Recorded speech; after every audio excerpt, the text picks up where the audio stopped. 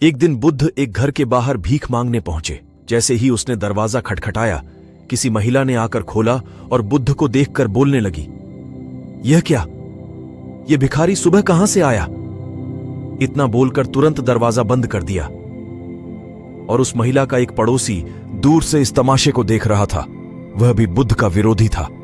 स्वाभाविक रूप से उसे यह देखकर कुछ ज्यादा ही मजा आता था, इसलिए उसने भी बोला, बहुत बढ़िया। अगले दिन बुद्ध ने फिर उसी दरवाजे पर दस्तक दी। इस बार बुद्ध को देखकर महिला फिर से गुस्सा हो गई और बुद्ध पर कचरा फेंक दिया। और उस महिला का वही पड़ोसी आज भी तमाशा देख रहा था। स्वाभाविक रूप से बुद्ध का ऐसा अपमान देखकर वह बहुत प्रसन्न हुआ।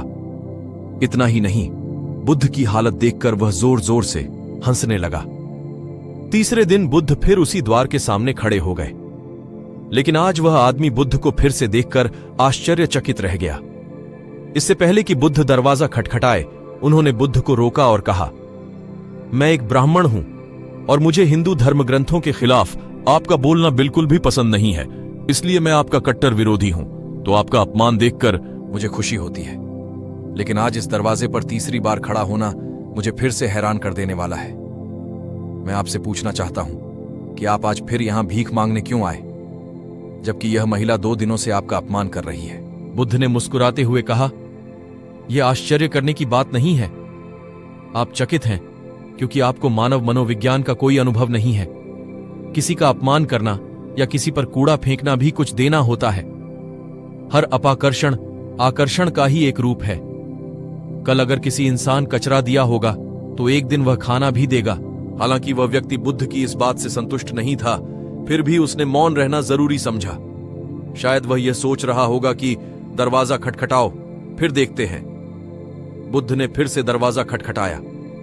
संयोग से उसी स्त्री ने आज फिर दरवाजा खोला और आज तो बुद्ध के सामने उसका क्रोध 7वें आसमान पर पहुंच गया और सही में उसे मारने के लिए हाथ में झाड़ू ले लिया। उन्होंने झाड़ू उठाया तो जरूर, लेकिन बुद्ध के शांत चेहरे पर रही मुस्कान देखकर दूरी बनाए रखी। वह चाहकर भी बुद्ध पर वार नहीं कर सकी। वह बुद्ध के चेहरे पर रही शुद्ध मुस्कान से इतनी प्रभावित हो गई कि उसने झाड़ू फेंक दी और तुरंत अंदर भाग गई और बुद्ध को देने के लिए रोटी ले आई। बुद्ध ने उस महिला को ऐसे धन्यवाद दिया कि वह महिला बुद्ध के चरणों में गिर गई और माफी मांगने के साथ रो पड़ी। बुद्ध ने किसी तरह समझाकर उन्हें शांत किया, लेकिन दूसरी ओर तमाशा देख रहे पड़ोसी को यह सब देखकर बुद्ध से लगाव हो गया। वह भी दौड़ता हुआ आया और बुद्ध के चरणों में गिर पड़ा और उनसे दीक्षा की मांग करने लगा। बुद्ध हंसे और बोले, मैंने कभी किसी घर से इतनी बड़ी भीख नहीं मांगी, फिर भी आज भोजन के साथ साथ एक शिष्य भी मिल गया।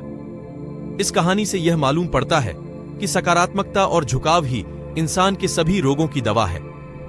जिस वजह से सांसारिक और सन्यासी के प्रति नफरत और प्रेम में जरा सा भी अंतर नहीं है, रह पाता है जब वह सभी तरह के लेन देन से ऊपर उठ जाए। इसलिए मिटा दें नफरत के बीज, बस दिल में सिर्फ माफ करने और प्रेम से भरी भावना रखें। आप हमेशा सुखी जीवन बिताएंगे।